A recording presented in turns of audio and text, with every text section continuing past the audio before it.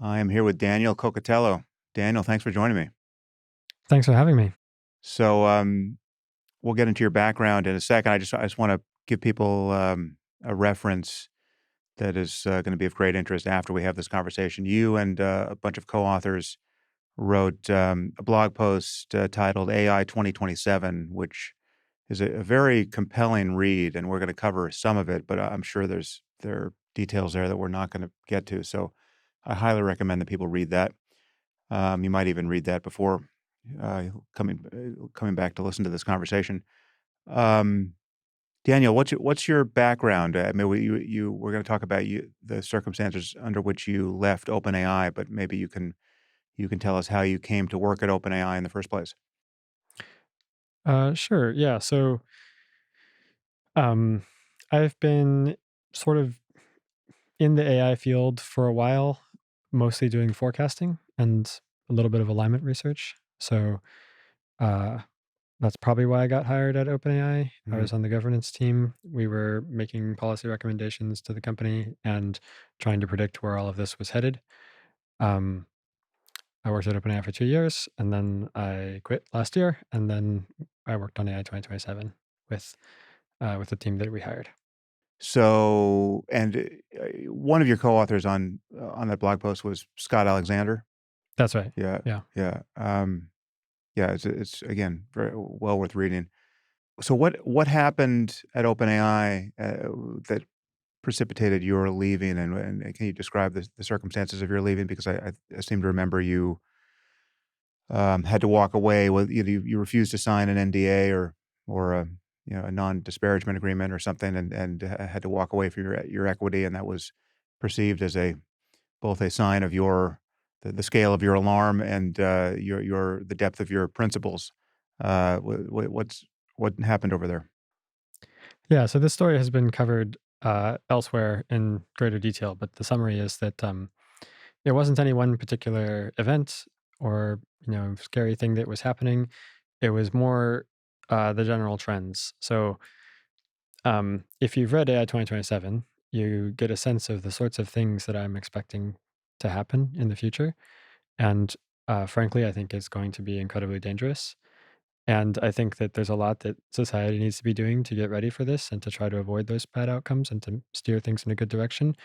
And there's especially a lot that companies who are building this technology need to be doing, um, which we'll get into later. And not only was OpenAI not really doing those things, OpenAI was sort of not on track to get ready or to take these sorts of concerns seriously, I think.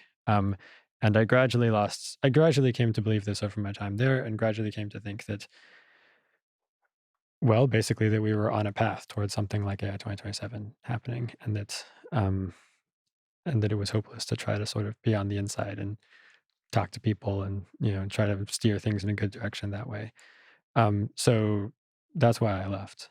And then with the equity thing, they make their employees when people leave, they have this agreement that they try to get you to sign, which among other things says that you basically have to agree never to criticize the company again and also never to tell anyone about this agreement, um, which was the clause that I found objectionable. Mhm. And if you don't sign, then they take away all of your equity, including your vested equity. So that's kind And of that's sort of a shocking detail. Is that even legal? I mean, isn't vested equity yeah, I vested mean, equity? one of the lessons I learned from this whole experience is it's good to get lawyers, Mm. know your rights. I don't know if it was legal actually. But what happened was my wife and I talked about it and ultimately decided not to sign, even though we knew we would, you know, lose our equity, because we wanted to have the moral high ground and to be able to criticize the company in the future. Mm. And but happily, it worked out really well for us because there was a huge uproar. Like when Yeah. this came to light, a lot of employees were very upset. The public was upset, and the company very quickly backed down and changed the policies. So we got to keep our equity actually.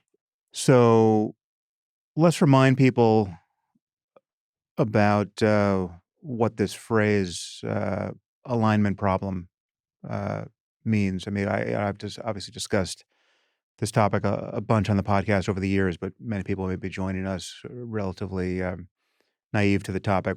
How do you think about the alignment problem, and why is it that some very well-informed people don't view it as a problem at all? So first of all, what is the alignment problem? It's the problem of figuring out how to make AIs sort of reliably do what we want.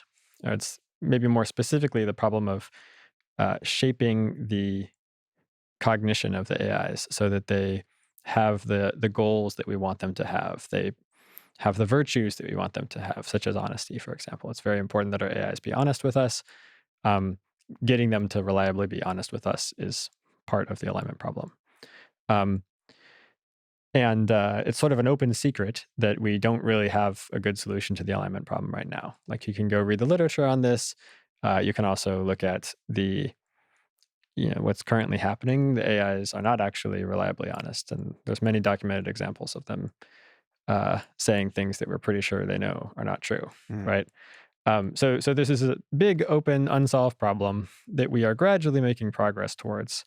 Um, and right now, the stakes are very low. Right now, we just have these chatbots that, you know, um, even when they're misaligned and even when they, cheat or lie or whatever, it's not really that big of a problem. But these companies, OpenAI, Anthropic, Google DeepMind, some of these other companies as well, they are racing to build superintelligence. You can see this on their website and in the statements of the CEOs, especially OpenAI and Anthropic have been pretty, have literally said that they are building superintelligence, and they're trying to build it, that they think they will succeed around the end of this decade or before this decade is out. What is superintelligence? Superintelligence is an AI system that is better than the best humans at everything, while also being faster and cheaper. So if they succeed in getting to superintelligence, then the alignment problem suddenly becomes extremely high stakes. We need to make sure that any superintelligences that are built, or at least the first ones that are built, are aligned. Mhm. Otherwise, terrible things could happen, such as human extinction. Yeah, so we'll get there, 'cause the leap from having what one person called functionally a country of geniuses in a data center, the leap from that to real world risk and something like human extinction is going to seem counterintuitive to some people. So we'll definitely cover that. But why is it? I mean, we have people. I guess some people have moved on this topic. I mean, forgive me if I'm unfairly maligning anyone, but I remember someone like Jan LeCun over at Facebook, who's obviously one of the pioneers in the field, just doesn't give any credence at all to the concept of an alignment problem. I've lost touch with how these people justify that degree of insouciance. What's your view of the skepticism that you meet Well, there? it's different for different people. And honestly, like, it would be helpful to have a more specific example of something someone has said for me to respond to. Mm. Um, with Jan LeCun, if I remember correctly, for a while he was both saying things to the effect of AIs are just tools and they're going to be submissive and obedient to us because they're AIs and there just isn't much of a problem here. And also saying things along the lines of they're never going to be super intelligent, or like, the current LLMs are not on a path to AGI. Mm. They're not going to be able to, actually autonomously do a bunch of stuff It seems to me that better the than thinking humans. on that front has changed a lot. That there Indeed. many Jan people were giving, himself has sort of walked that back a bit and is yeah. now starting to, uh, he's still sort of like an AI skeptic, but now I think there was a quote where he said something like, we're not going to get to superintelligence in the next 5 years or Right. something, Yeah. which is a much milder claim than what he used to be saying. Yeah. Well, when I started talking about this, I think the first time was around 2016, so 9 years ago. I bumped into a lot of people who would say this isn't going to happen for 50 years at least. I'm not hearing the Right. increments of half centuries thrown around much anymore. I mean, a lot of people Yeah. are debating the difference between your time horizon, like 2 years or 3 years, and 5 or 10. I mean, 10 at the outside is what I'm hearing from people who seem cautious. Yep, I think that's basically right as a description of what smart people in the field are sort of converging towards, and I think that's an incredibly important fact for the general public to be aware of. Is and if everyone needs to know that um, that the field of AI experts and AI forecasters has lowered its timelines and is now thinking that there is a substantial chance that some of these companies will actually succeed in building superintelligence Mm.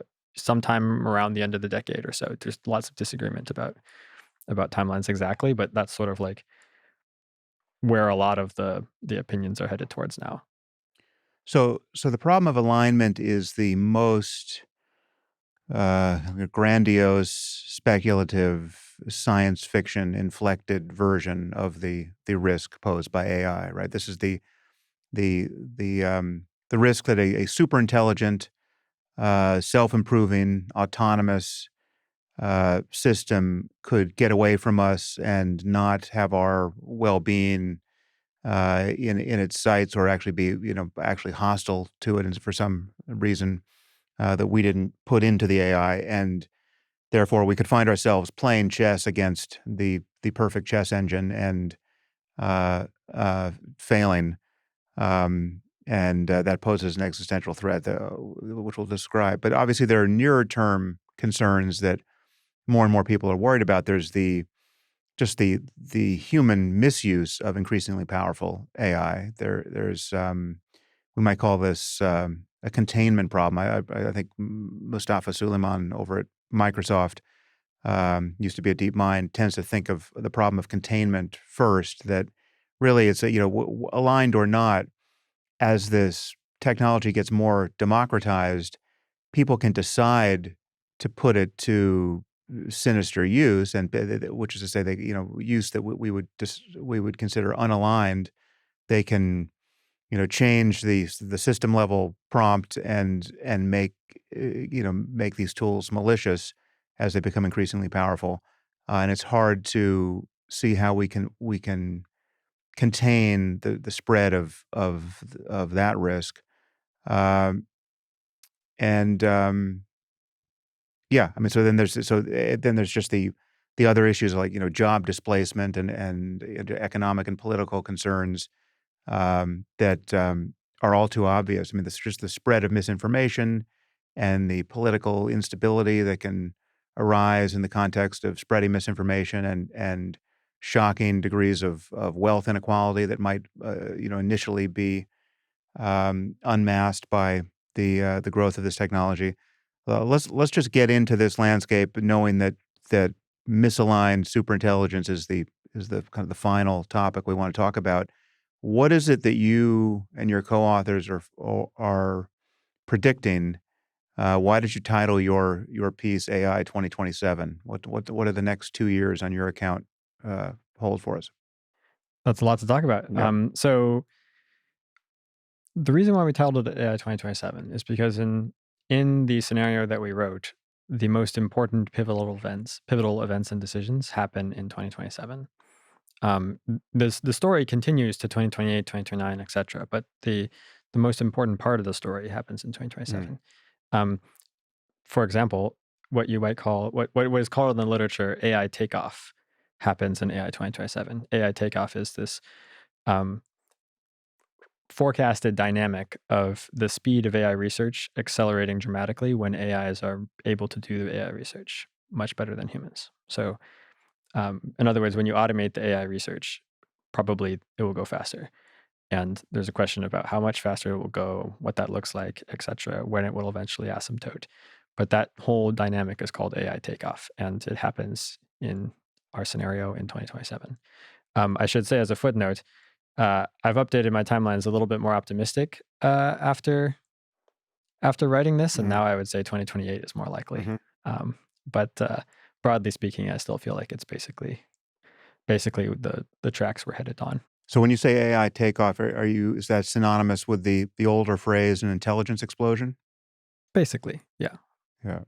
I mean, that phrase has been with us for a long time, since the mathematician I.J. Good, I think in the 50s, posited just extrapolated, from the general principle that once you had machines, intelligent machines devising the next generation of intelligent machines, that this process could be self-sustaining and asymptotic and get away from us. And he dubbed it an intelligence explosion. So this is mostly a story of software improving software. I mean, the AI at this point doesn't yet have its hands on physical factories at building new chips or robots. That's right. Yeah. Yeah. So, um, I mean, and this is also another important thing that I think um, that I would like people to think about more and understand better is that I think that at least in our view, uh, most of the important decisions that affect the fate of the world will be made prior to any massive transformations of the economy due to AI. And if you want to understand why or how, or why we mean that, etc., well, it's all laid out in our scenario. You can sort of see the events unfold, and then you sort of after you finish reading it, you Mm. can be like, oh yeah, I guess like the world looked kind of pretty normal in 2027, even though behind closed doors at the AI companies, all of these incredibly impactful decisions were being made about automating AI research and producing superintelligence and so forth. And then in 2028, things are going crazy in the real world, and there's all these new factories and robots and stuff being built, orchestrated by the superintelligences. But in terms of like where to intervene, you don't want to wait until the superintelligences are already building all the factories. You want to like try to steer things in a better direction before then. Mm. Yeah. So in your piece, I mean, it is a kind of a piece of speculative fiction, uh, in a way, but it's all too plausible. And what's interesting is just some of the disjunctions you point out. I mean, like moments where the economy is actually for real people is probably being destroyed because people are becoming far less valuable. There's another blog post that perhaps you know about called "The Intelligence Curse," Yes. which goes over some of this ground as well, which I recommend people look up. Um, but that's really just a name for this principle that once AI is better at virtually everything than people are, right? Once it's all analogous to chess, um, the value of people just evaporates from the point of view of companies and even governments, right? I mean, that's just people are not necessary there for because they can't add value to any process that's running the economy, or the most important processes that they're running the economy. So there's just these interesting moments where the stock market might be booming, but the economy for most people is actually in free fall. And then you get into the implications of an arms race between the U.S. and China, and uh, it's all too plausible. Once the moment you admit that we are in this arms race condition, and an arms race is precisely the situation wherein all the players are not holding safety as their top priority. Yeah. And unfortunately, I don't think it's good that we're in an arms race, but it does seem to be what we're headed towards. And it seems to be what the companies are also like pushing along, right? If you look at the rhetoric coming out of the lobbyists, for example, they talk a lot about how it's important to beat China, and how the US needs to maintain its competitive advantage in AI and so forth. Um, it does seem, I mean, more generally, like it's kind of like I'm not sure what the best way to say this is, but basically a lot of people at these companies building this technology expect something more or less like AI 2027 to happen and have expected this for years. Mm. And like this is what they are building towards, and they're doing it because they think if we don't do it, someone else will do it worse. Um, and they think it's going to work out well. Do they think it's going to work out well, or they just think that there's no alternative because we have a coordination problem we can't solve? I mean, Anthropic, if Anthropic stops, they know that OpenAI is not going to stop. They can't agree to all the U.S. players can't agree to stop together. And even if they did, they know that China wouldn't stop, right? So it's just this, it's a coordination problem that can't be solved, even if everyone agrees that an arms race condition, it could likely, with some significant probability, I mean, maybe it's only 10% in some people's minds, but it's still a non-negligible probability uh, It's of both. birthing something that destroys us. Yeah, my take on that is it's both. So I think that, I have lots of friends at these companies, and I used to work there, and I talk to lots of people there all the time. In my opinion, I think on average they're overly optimistic about where all this is headed. Hmm. Um, Perhaps because they're biased, because their job depends on them thinking it's a good idea to do all of this. Um, but also separately, um, there is both a real like arms race dynamic where it just really is true that if one company decides not to do this, then other companies will probably just do it anyway. And it really is true that if one country decides not to do this, other countries will probably do it anyway. And then there's also an added element of perceived dynamic there, where um, a lot of people are basically not even trying to coordinate the world to handle this responsibly and to put guardrails in place or to slow down or whatever. And they're not trying because they basically think it's hopeless to achieve that level of coordination. Well, you mentioned that the LLMs are already showing some deceptive characteristics. I mean, I guess we might wonder whether what is functionally appearing as deception is really deception. I mean, really motivated in any sense that we would, whether we're guilty of anthropomorphizing these systems by calling it lying or deception. But what's the behavior that we have seen from some of these systems that we're calling lying or cheating or deception? Yeah, great question. So there's a couple things. Keywords to search for are sycophancy, reward hacking, and scheming. So there's various papers on this, and yeah, there's even blog posts by OpenAI and Anthropic Hmm. detailing some examples that have been found. So sycophancy is a observed tendency of many of these AI systems to basically suck up to or flatter the humans they're talking to, often in ways that are just extremely over the top and egregious. And we don't know for sure why this is happening.